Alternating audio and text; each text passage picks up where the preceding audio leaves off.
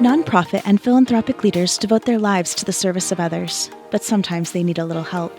Kristine Michie has been deep in the work and the play of helping changemakers grow their impact for decades. So whether you're ladling soup at a local shelter or attending a UN peace conference, you need to find the balance between the heavy work and a light touch so you don't burn out. And Kristine believes play is at the center of that. Welcome to the PlayFull Podcast, bringing fun to the serious work of changing the world.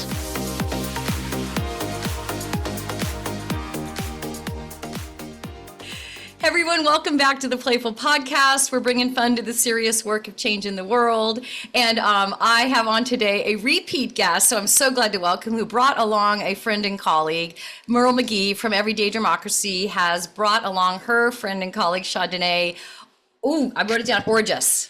Yes. Right? Did I get it right? We're gonna talk about names and pronunciations. You guys have a little fun this morning, in addition to all the other stuff we're gonna talk about. Both of these wonderful women are with Everyday Democracy, and Chandanie is the National Director of Narrative and Culture, and Merle is the CEO. And what a great day to talk about Everyday Democracy. We have just, I don't know if I want to call it a celebration, but we marked an occasion of an anniversary of certain things in the country. I was actually out of the country on that day, which I thought was very enjoyable, which was interesting because I felt like the day got kind of taken away from some of us, but I also saw how many of us celebrated differently. And that was kind of neat. I think some of those traditions will continue. I'd love to hear what you all found about that. I know there was a big national potluck that happened the day after, so love to talk about that. I would say we're in a new Civic season, which is a term that you guys have coined or has been coined and that you use. I know we had one leading up to that, the 4th of July, and I think we're in a really delicious one now that I could say could take us to and through the election, and it's going to need a lot of days of democracy in between now and then. All right. So let's see. Let's start. I was going to ask, what's like the funnest thing you've done in the last 3 days? So let's do that. Talk about something fun that's brought you joy. And then if you think it's interesting, let's talk about how you noted, marked, celebrated the 4th this year. And is there anything we can learn from how you did that? Because I saw some really cool things going on out there, more than usual. People were more creative than ever because we were pushed and pulled in that direction. All right, so let's see. Chandanie, what's the funnest thing you've done that's brought you joy in the last few days? Well, I will admit we had quite a rainy day the last few days. We also had some air quality moments happening. Yes. So I can share one really fun thing I'd planned to do, but it's postponed, which is like a community dance party on the beach. I have friends that kind of throw these parties with soul, house, disco, kind of dance music, very joyous, very fun. And doing it outside, makes it that much better. So that is one thing I look forward to doing again when August comes around and we can have another one of those, just like community moments. And for the 4th, similarly, just being in community. I love being in person, face to face with people.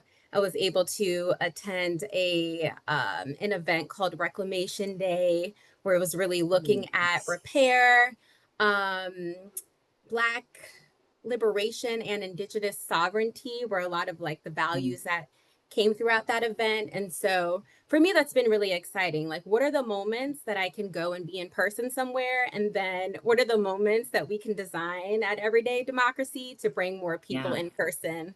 Yeah. I love it. Quickly on this outside beach dance party, is this a monthly thing? There are usually 2 each summer. I'll give a shout out to Peer Pressure is the name of it. Very, very beautiful gathering. I love it. Oh, that sounds fantastic. And are you in New York? You mentioned the air quality. Are you in New York? Although it's a big area that's affected. I am in New York. Yeah. And even as I've, spoken to family and thinking about visiting Maryland, I've seen that, a lot of us are going through that. But yeah, based in New York. Yeah. Yeah, awesome. Okay, Miss Merle, how about you? Fun thing in the last few days or something upcoming that's going to be fun? And then how'd you celebrate on the 4th? Yeah. So my story is always about what I think is perhaps one of the most perfect representations of interdependence or Mm. democracy, and that's capoeira. That's So right. Yeah. in this incredible uh, season of smog and smoke that we just went Mm. through, also Yeah. based in New York. I braved the outdoors with a mask to go to class. And Mm. it was really a delight because there were just two other people there at the Oh. time. And it's such an intergenerational practice. And for anybody listening, capoeira Angola is an Afro-Brazilian martial art that you do in community. It's set to music. They call it a game and a dance and a fight. And so I had an opportunity to be in this really deeply intergenerational space with like a 20 something, a 30 something, and then the 50 somethings, that would be me, um, there, and 40 somethings, all trying to do capoeira together, and different experience, different levels of understanding and knowledge, but working towards that collective jogo bonito, which means the beautiful game. So, Mm. so yeah, Mm. really, really enjoyed that, as always. And then, um, you asked a question about On what did the I do 4th. for the fourth. Yeah. I think, leading up to the holiday, I've been on a few panels talking about the 250th. So had a lot of time to kind of reflect on at least what my thoughts were for this moment. Mhm. And it does feel like a moment to commemorate Mhm. and to remember. I think there are things to celebrate and that were worthy of our celebrating, right? Mhm. Um, but I think, as Chandanie said, it just provided a wonderful opportunity to gather with people. So I was with friends and family, and there was a gathering, and I just went around pitching the toolkit. Hey guys, let's Yeah. have some Yeah. conversations about this Yeah. moment we're in right now. Yeah. I love it. It seemed to me it was so interestingly, if I was trying to compare it to all the other Fourth of July's and that I remember, um, it became it brought it in close. How am I? What am I feeling and thinking? And what are those? Who do I want to be with? Way more than just sort of like because the other years it just felt like it was very much about celebrating this outside thing. It felt Mhm. like more now celebrating an inside thing, That's and right. then and a hopeful and an imagination about. I was at an event last week called 251 and Beyond. So there's a lot of conversation about the next chunk, of this experiment that we're all Mhm. engaged in. Mhm. All right, so I would love, and one of the reasons we got back on today is as folks, I was watching what Everyday Democracy was putting out online and in social about their toolkit, which Chandanie is the keeper of and the sharer of, and it's maybe the creator of. And this toolkit, and I've signed up, and I'm going to sign up for your facilitation. You've got sessions you've got coming up in the fall. But I don't need to do that to be able to throw a picnic. And I kind of, as I was looking through the materials, I was thinking, democracy needs a picnic. Democracy needs a party. And I'm going to, one more little preamble. My mom and dad, who took me on my first political campaign when I was 4, they're 85 and 86. They had an event at their home, a meet and greet for a mayoral candidate and a city council candidate at their home over the weekend. And I went to help out. And one of the candidates was asked the question about how do we get past the vitriol? How do we get past, and this is at a little teeny town of 60,000 people, a mayoral candidate, and it's as divisive as anything. And she talked about dinners. And I thought to myself, many of us don't live in racially integrated neighborhoods, which is a whole other conversation and problem to be addressed, but we often live in politically integrated neighborhoods. And maybe there's a chance there to do some of this work. So I'm going to commit to you both that I'm going to use the toolkit to host. I'm just looking out my window. I'm in my home office. I've got 7 houses on this little cul-de-sac. I've never had people over. We've never done this. There's a little park down the street. I'm going to do something. Okay. So I'm going to tell you guys about it when I do it. But tell us about how this moment called you both to create a toolkit for dinner parties, picnics, and gatherings as a cure for some of what we're struggling with. Yeah, I love that question because it perfectly frames up why everyday democracy exists, right? We understand that democracies fundamentally run on relationships, right? And relationships run on trust. You can't build trust without being in community and connection with other people. That's our job. Our job as civic doulas, if you will, are to carry, right, people through a process of reintroducing them to the civic norms, values, and practices that maybe they have overlooked because we've taken it for granted or what have you. We know that people get less civically engaged in periods of their lives, and that's for different reasons. But what I would say is for us, we wanted to bring forward an opportunity for people to be brave, to have a conversation, whatever that conversation may be about what you want for the future. And usually a conversation like that is going to be rooted, right, in some hopeful vision. It's going to be likely aspirational. Nobody's like, hey, I want to, dry up all of my water supply because my data centers have taken it. Like nobody dreams of that future. Right. When I think about it, it's almost all of the future movies of my childhood were dystopian futures. Like, who the heck wants to live in Total Recall? But here we are. Total Recall, if you know that film, not the first one, which Schwarzenegger. Then you know why it's important to gather, to have the conversation, to build. Nothing is inevitable. The future of this path that we're on is not inevitable. Right. So I like to say, I've been saying recently, the national anthem, "Oh, say can you see by the dawn's early light?" These are questions. The whole song is a question. And it seems to fit that we would be a nation, right, as the only national anthem that is in fact a question, because it highlights, right, the fundamental work in progress that we are. We're constantly defining, redefining, building through each generation, right? And so our anthem carries that struggle, right? It's that it highlights that it is through the struggle that we survive and define who we are as a nation. And as I said, nothing is inevitable, right? So the Voting Rights Act passing in 1965 was as likely to be undone merely 60 years later.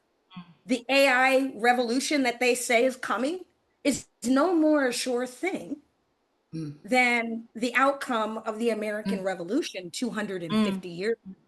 We decide. The people decide. We've always decided, And so that was the basis, right, for our thinking about the power of what happens when you build civic agency and the conditions, right? The pipelines and the practices for democracy. But, I can ramble and wax on. Chandanie will actually tell you what's happening. You have set a good context. Okay, tell us about this toolkit. Chandanie, what do we need to know? I would love your mailbox to get flooded after this podcast. So what do people need to know? Who's qualified? I know the answer is everyone. Who's qualified to host one of these things? Yeah, well, we wanted to see the 250th as a moment where everyone feels like they can get involved.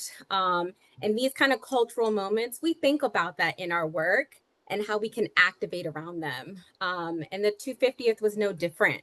We're thinking, how in this moment can we invite people to practice democracy together?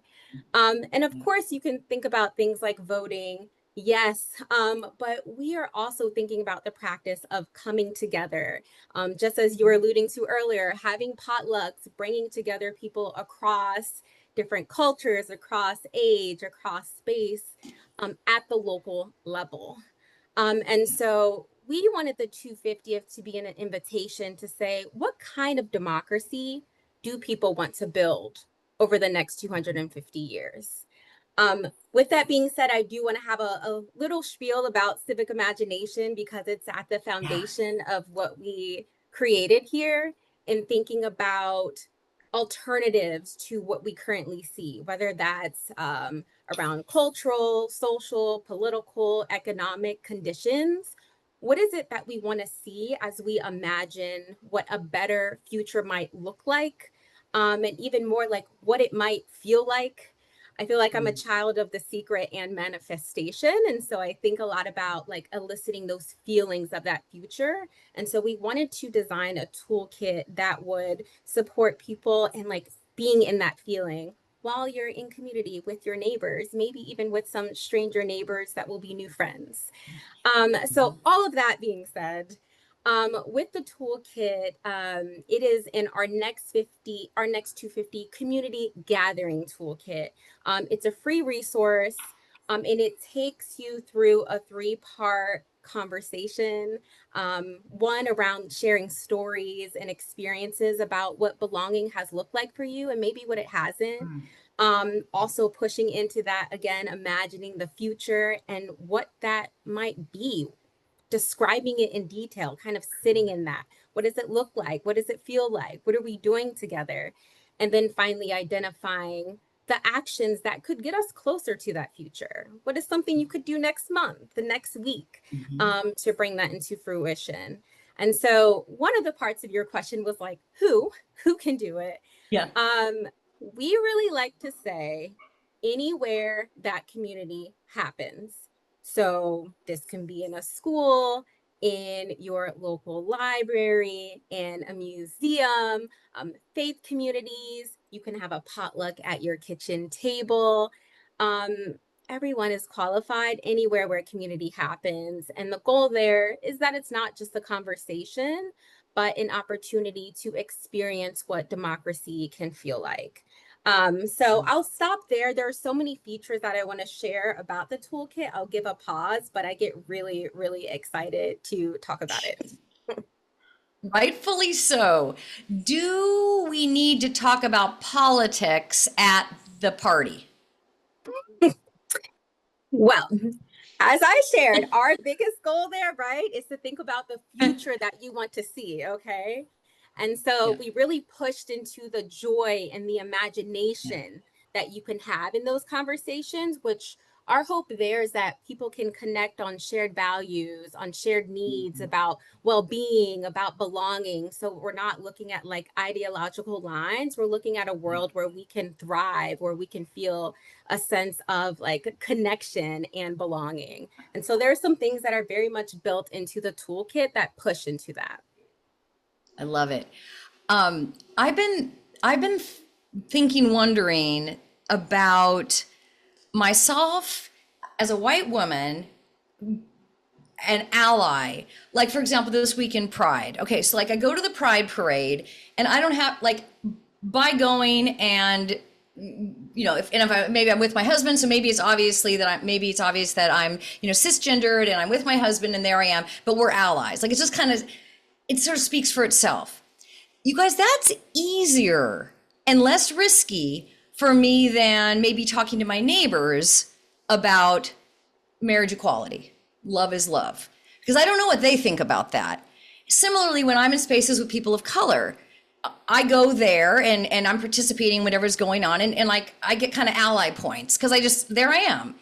That's I need to do work on being culturally connected and sensitive and be a good listener and learner, but it's not very risky.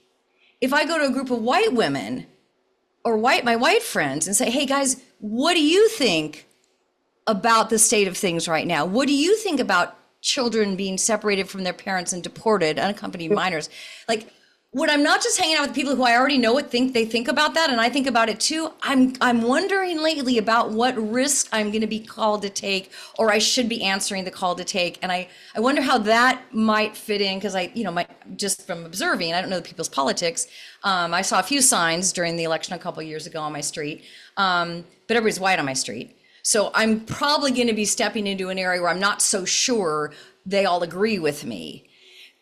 That's probably been why I haven't done it.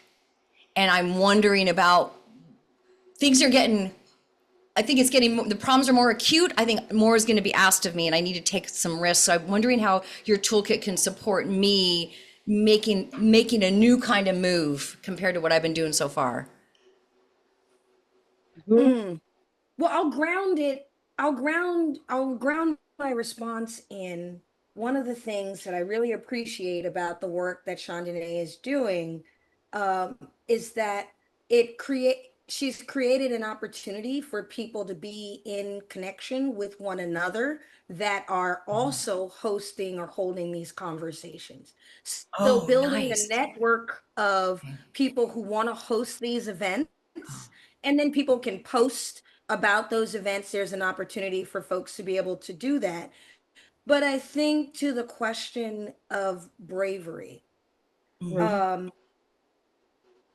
moment that we're in, always, every moment that we're in calls us to be brave in some way, to give up some position, some ideal, some, belief that we've been hanging on to or clinging to. It's brave to learn new things. And we do that all the time. And we have the ability to not only learn new things, but we have the ability to do hard things. So when we're thinking about these kinds of toolkits and such, and the way that it's structured, it's not really designed to ask someone, what is your political view, right? It is designed human to human. What do you value in your community, and how much of that is aligned with what I value in my community, and how that is aligned, right? It's not our differences that are the problem. It's our inability to accept, but also not just accept, to celebrate and honor those differences as integral to making who we are fundamentally better, and that it matters that we're in relationship to one another. It should matter that there are 7 houses on your cul-de-sac, right? Yeah. It should matter. Yeah. So, I'll just say that to say we can do hard things. And I think that the hardest thing that we can do is talk to those who are closest to us. If it's getting in alignment, getting clarity, getting connected where you feel disconnected, all of those things are available to us because systems, as they are structured currently, are designed to distort, disassociate, disconnect, right? Us from our source, from each other, and from ourselves. So a lot of this work could be, it's a meal, but it's also an opportunity anywhere you gather. What do they say? Where 2 or more are gathered in my name. Yeah. Right. Yeah. So, There I am. This right? idea, right? When Chandanie said that, I was like, oh, I'm thinking. And so it's an opportunity to do knitting club, book club, cooking club. We're sipping wine on a Tuesday night because we survived the weekend with our kids club, whatever. A moment though to explore and to vision, not just reflect, to vision what you want in the future is what the request is. It's what the moment is demanding of us. It cannot be just business as usual. So right. No, sorry. All good. Chandanie, tell me what came to mind for you. Yeah, there have been some conversations that I've had with people around tensions of being able to gather. And you can also be thoughtful of who you're inviting to your gathering. You can start small. You can start with a smaller risk and then take it up. I do invite that. You can have multiple. And as Merle was sharing in the design of the toolkit itself, it really is one that's helping us to align on our values where we do meet, and then also emphasize the differences in ways where it's all a container. So if I share a bit more about one of my favorite parts of the toolkit, there are these future cards, which really act as it's visual art that's a launching pad for the conversations to be really joyous and imaginative. So not combative, not like debating who's right, but really just being curious and listening to people's like hopes and joys and stories. And so through that, you'll see within the toolkit these visuals that speak to what could be possible in the future around themes like education or healthcare, immigration, housing, food. And when you look at those visuals, they're filled with words and images. For example, under food, things like nutritious, affordable, there are images like fresh produce, shared meals. And so we really wanted to be able to use art to tap into what it feels like in that future, again, in a way that's actually connective instead of causing more division. And because it's so vast, what you're seeing in those collages, the aim is that people are able to see themselves. They're able to see a family member. You can see your neighbors in there. So we really wanted to be intentional about curating these pieces that different people can all see themselves, and you can also see others within it. And that you can feel that motivation to say, oh yeah, this is a future worth building that I want to be part of, and I want to take action to make happen. Love it. Do you ladies know Tracy Worley? No, I do. Please, you'll see we did an episode a couple I don't know, a month or so ago. She's a futurist, and this is what caught my eye with her. She was on LinkedIn promoting, she's planning the bicentennial, the 200th anniversary of Seneca Falls Convention in 2048. She's already working on it. I have hanging on next to my Skull World Forum, my South by Southwest, and my SoCap badge. I have a badge already for 2048. I'll be 84. Wow. And she's planning it. So what it did, and I know you're going to dig it, right? And it's already, this is what you guys do. Like all of a sudden, I mean, I most likely will be alive, and I'll be 84, and it'll be 2048. And I'm going to go to this convention.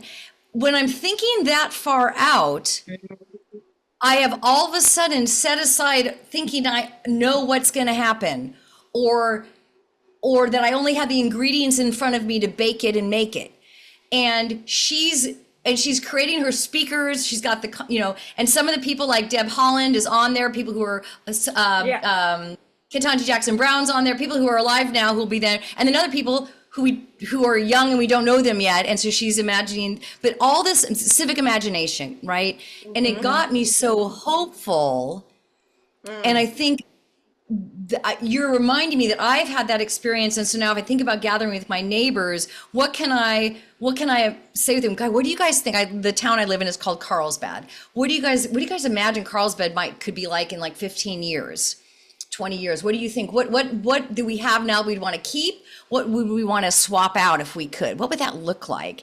And all of a sudden we're just kind of loosened up. We're not stuck in that'll never change. This situation we're in is so stuck. We're not stuck. We're not stuck. That's right. Okay, so that was just a little monologue for me. Feel free to enjoy it. And everybody check out Tracy, and her episode was fantastic and her work is great. How the toolkit came out in May, if I recall. How has it gone? What have you learned so far about how it's being used? And have you set like, can we help you reach some goals about getting it into different corners and pockets of the country? How can PlayFull Podcast help you guys get it out there more? Chandanie, do you want to answer that, or you it's up to you. Yeah. You want to get I started? can start off definitely. Well, it's been a really exciting moment getting it out, both in ways of being in virtual spaces, meeting people in person, talking to people. It's been a really good connective moment. One space that's been really exciting for us is working with young people. And so there's been a large interest, whether it's in youth development spaces, as well as schools and universities, which we have acknowledged timeline wise feels even more fertile for the fall, just in thinking about summer break. Yeah. And so we are looking at another like really large push as we get into those months of the year. And in particular, that feels important because one of the major things that we want with this toolkit is for people to get inspired to take action in their local communities. And so as we look forward to the midterms, that's something we're thinking about too, getting people plugged in, getting them activated. Within the toolkit, there are these pieces around the kind of actions that communities might want to take after being in this kind of, if you do it as a potluck or just as a gathering, or you do it at your knitting club, whatever your moment was. We do want it to close with a moment to say, and what action do you want to take? And so you'll find that in there. There are some pieces around planning your voter journey, sure. But also maybe there is something coming up in your community where you need to attend a local town hall or a commission meeting, let's say about a upcoming data center. And so what we've also been doing in conversations with people is encouraging them, hey, there is that take action resource that's there in the toolkit for all of your attendees to take with them. But also, if there are any actions happening that are resonant, relevant, ripe in your communities, please do uplift those as a part of your gatherings to get people activated and plugged in. So it's been that continuous kind of conversation.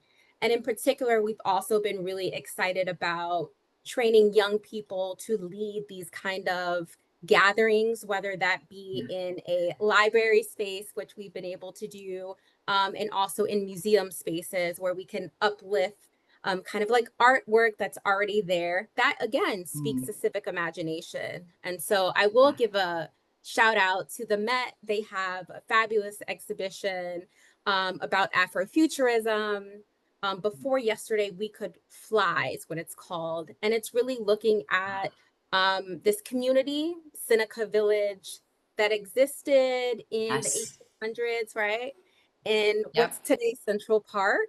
But it's gone now because of eminent domain. And so the thinking is in that piece of artwork, in that curation, what would a room, a kitchen, a living room look like in that community had it not been erased? Yes. And so, yeah, we think about what that looks like to have young people there curating conversations, which we did, where they led conversations about what the future could look like, created a mural, had those conversations. And so we're continuing to be very excited to do more of those youth cohorts, connect with more of those cultural institutions as civic spaces.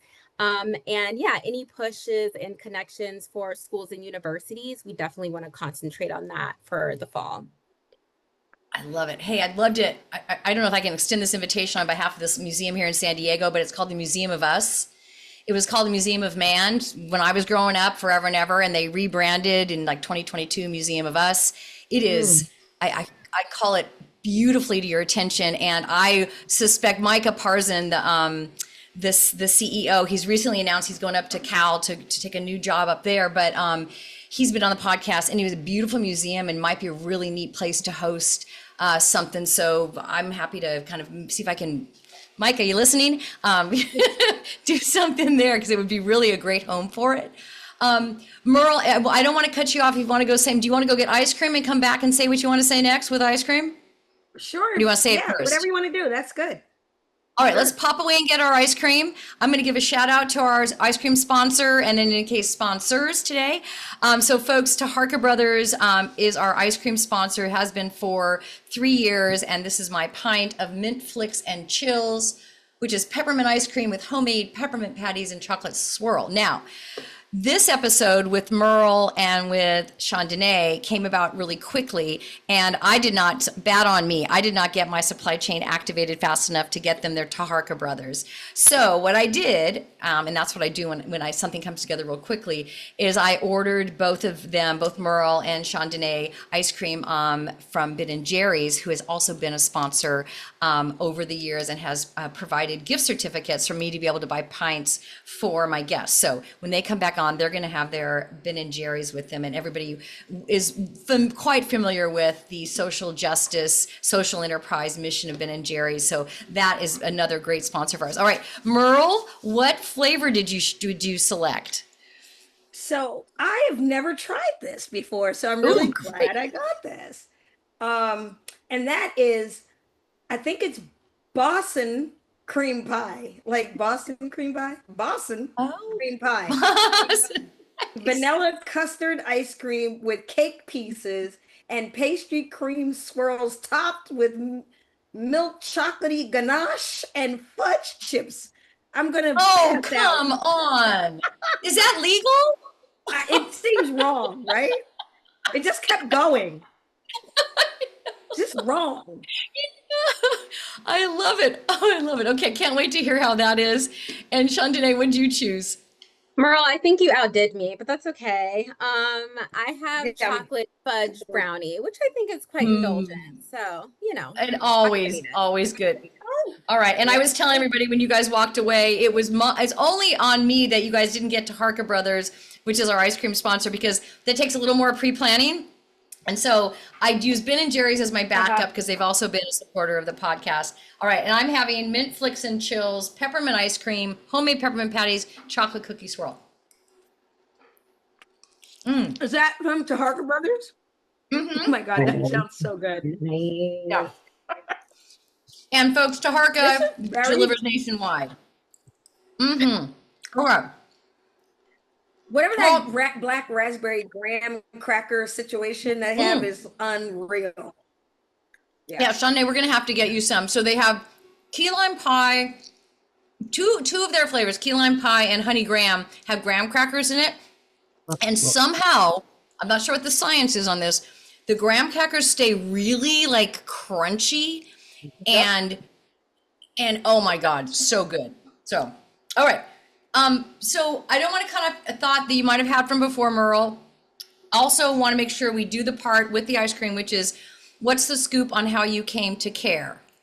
Something about your journey, your life, where you can, early memory recalling when you kind of had a sense the world was bigger than just you and your family, and then you felt some calling, responsibility, pull to be involved in something bigger to make the world a better place.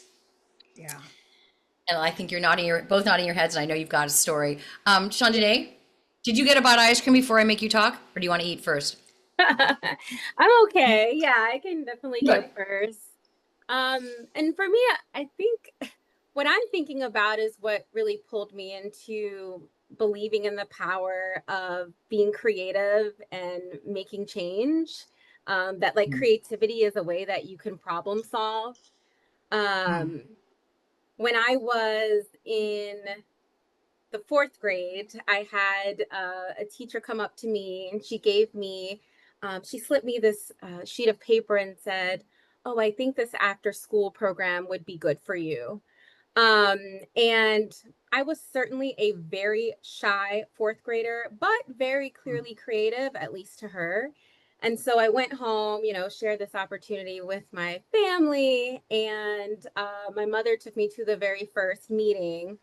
And the program is called Destination Imagination, formerly known as the Odyssey of the Mind. I don't know if that's familiar.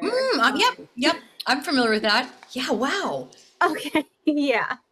And we had, these kind of STEAM or STEM meeting the arts challenges, where teams would solve these open-ended kind of challenges. That year we had a fruit roller coaster where we had to construct this structure where tennis balls had to like go through loops and corkscrews and jumps, and then we had to create a play along with it. Long story somewhat shorter, I absolutely enjoyed it, and I continued to do that program all the way up through the end of middle school. And it really inspired me to see challenges as an invitation to get creative, and to use imagination in the work that I do. And that when you do it with a team, that can actually be a joyous, fun, solvable thing to do. And so for me, and whatever that challenge is, if we're doing coalition building, we're doing social justice work, I'm still able to really have that as the bedrock, that creativity, that teamwork is what's going to get us through. Love it. That has definitely been, I mean, the research shows it, and then this is not empirical, but just I've had 200 conversations now over the last 300 years, 3 years, 3.5 years, 300, with people, people, social justice heroes, and the joy, play, and love, feeding creativity, building resilience, all of that. I know joy is a central part of the toolkit. I want to make sure, you highlight anything more about that specifically, but thank you for, talking about the fun you had doing that, and how that was also your answer to the question, when did you start thinking about, how you could make an impact in the world? And it was connected with having some fun and being creative in problem solving and imagining. Merle, what about you? I just wanted to say, I love what you just said there, Chandanie. It made me think, about dialogue, right, with a purpose, or dialogue and civic agency, that there's something to be done, not just a conversation to be had, right? And how powerful and important that is. So I love this question. For me, I was, I don't know, maybe 4 or 5. I can barely remember. So it was a very important memory, because there aren't a ton from, super young that you hold on to. And what it was, I was watching a Jerry Lewis telethon. And as they were talking, I said to my dad, "Hey, I know I just got this he had just given me $5 like 2 days before." And I was like, "But I want to donate this to this telethon." And he's like, "Oh, Merle, it's too hard, whatever." And he's like, "You can't really do that." And I said, "Oh, somehow I figured out that Asbury Park, which is a town in New Jersey, went across the screen on the bottom where you could go and donate money." Oh. So I was old enough to be able to recognize Asbury Park. And then I just went to work. I just advocated over and over with him to take me. And he did. He drove me to 2 towns away to give away the $5 that I had just gotten. And so for me, it always is rooted in someone somewhere told me that I wasn't the center of the universe, right? And that I have an obligation, right? A responsibility to other people, right? That to whom much is given, much is expected in return, is what I often heard. And so that became the foundational, practice for all of the work that I've really ever done. And what I love about the work that we're doing at Everyday Democracy is that we were always a dialogue and deliberation group. And even where others were just bridging, we were bridging with a purpose, civic action. What we have now invited people into is a cultural revolution, if you will, right? Around how to be with one another, right? And that is easiest to access when one is experiencing joy or wonder, right? If you are in awe, you are tapped into an emotional place within self that overrides, right? The impetus to reject or withhold, right? And so there's something about, you know how it is. You go to a concert, everybody's your friend at a concert. Yeah. Doesn't matter. They're around you. Now we're buddies. And any of these things that we do together. So I think that what feels really important in this moment when we are hearing that people are feeling disconnected, in fact, there are plenty of pockets around the country where people are actively working to come together. We're seeing really good data out of the Trust for Civic Life and their work around understanding democracy at the local level and local communities, where there is virtually, no trust of national political leaders and their ability to deliver on kitchen table issues. They spoke to over 1,000 residents in rural America. And what they found is that people were crossing cultural lines because they're all together in this community, right?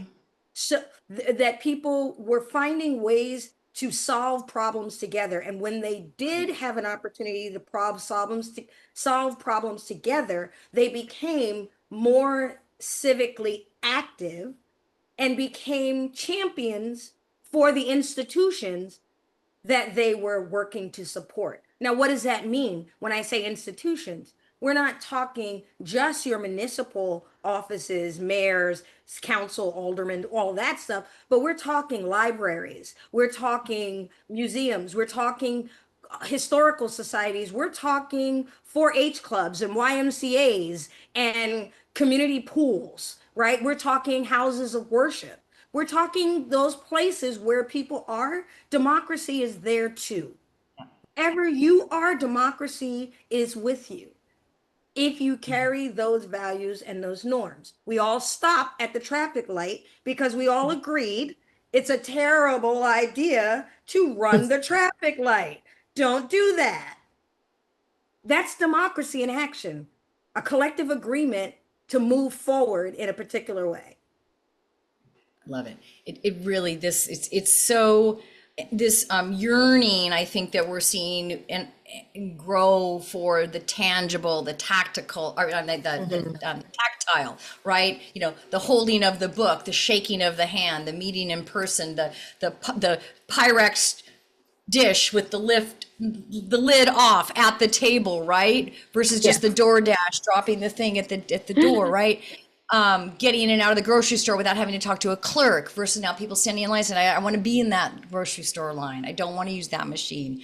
I think you guys are right on schedule with this. I'm super excited to know more about it. I have now said it out loud, and so I'm going to pledge to do it. I'm going to ask you, really great, Merle, appreciate you calling out that, Chandanie, one of the things you've developed is I would get a support group of other people who have hosted and are going to be hosting, so we can kind of share with each other how that goes. And so I won't feel alone in that.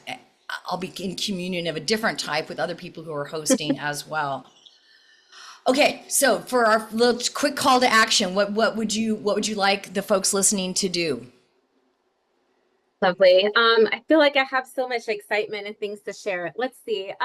The other piece I want to add about action here is that we see it not just as a duty or responsibility, it's also an expression of community care. So being able to hold these gatherings is an expression of care. Being able to then leave the gathering and have people inspired to get active at the local level, that is an expression of care. And if you go to our website, you can find the toolkit. We really were intentional about designing something that had the low barriers to participation. So all you need is the people. We say 2 or more. We're going to say where 4 or more are gathered. Bring the people, the space.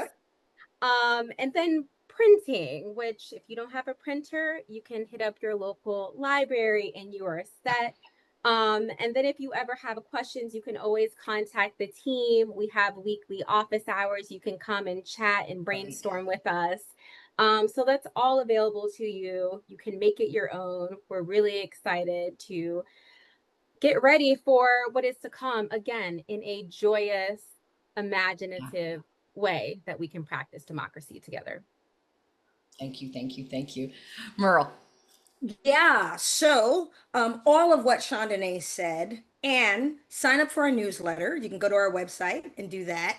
There you'll find resources, a glossary, and lots of good stuff around democratic practices that we've seen, tips for how to have a conversation that's not even like a full dialogue per se. Yeah, and then I would just say, get in where you fit in. Mm-hmm. Find the place to plug in, whether that is volunteering, at a food pantry, or for a kid's sports camp, or walking a granny across the street with her groceries. All of it makes democracy, because democracy Yes. is just the container that holds the expectations, the celebrations, the rules, if you will, the guidance around how to be in dignified community with one another. So there's all of these wonderful places that you can plug in sooner than later. But of course, grab the toolkit and start there, because it's a great way to do a civic activity where you kind of have some people with you. Like, we're right there on your shoulder in this with this process. So yeah, get in where you fit in, play your position, whatever, like get on D. I don't know. It's like all hands on deck, because Totally. we know if we watch. And I think go ahead. Oh, I was just going to say, if we watch the Ken Burns American Revolution documentary, one thing that really stood out for me, along with it not being inevitable that they were going to win, because we're taught like that it was going to, they were going to win, is the fact that they didn't know they were in a revolution, because it started with incremental steps of people plugging in. And once they all got a critical mass, right, of, oh, we're in alignment here, right, as the 13, colonies were like, okay, we're going for it. But that took time. And I think that it's important that people understand that, yes, democracy and the norms and values of democracy can be dismantled in, what has it been, a year and a half?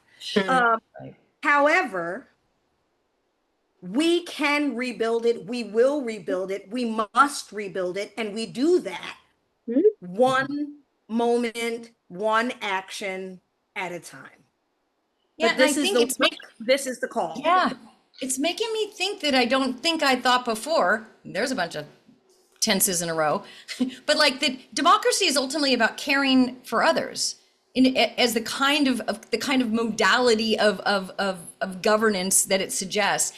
And so if I think, well, what difference is it going to make if I get to know my neighbors a little bit better? Well, okay, certainly it's not going to hurt, right? But if it creates a vibe on my street that's slightly different than the vibe existed before, and when times come ahead, the election cycle might be disruptive and discordant, and we've established something amongst each other that, I mean, energetically, it can't help hurt, but it can't help but help, right? It's gonna help. It's gonna help that this street will have a different kind of strength and vibe to it because we know each other. And as those things we might hear or read about are going on, we'll be like, oh yeah, but so-and-so across the street, like, oh, I know them. And I bet they're worried about this too, right? Because I remember we had that conversation about what we care about. So I'm thrilled. It's pretty empowering to think that you can do some fun local things to have big national impact. Yeah. Indeed. I mean, I love it. Okay. That's the so, only way you have a national impact, is doing fun things at the local level. Yeah. I mean, it feels like the best kept secret, no longer. Oh. So everydaydemocracy.org is the website. The show notes will have the other details. The toolkit is free. I think we didn't mention that, and want to make sure people know that that's the case. And then you'll start to see, as you follow the website, how people are using it, and you can be inspired by that as well. You two ladies, I'd love to have you come back on and talk about it again and have more stories to share. And I just appreciate what you're doing, and you've taken time to spend with us today. Thank you so much, Kristine. I always appreciate you taking the time to hear from folks out in the field, you know, maybe doing things that don't feel so playful, but you're finding a way to inspire me as I'm doing it. So thank you, as always. Appreciate the time. What a blessing.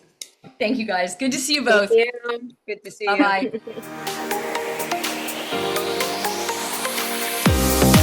Hey, everybody. Thanks so much for listening to the PlayFull Podcast.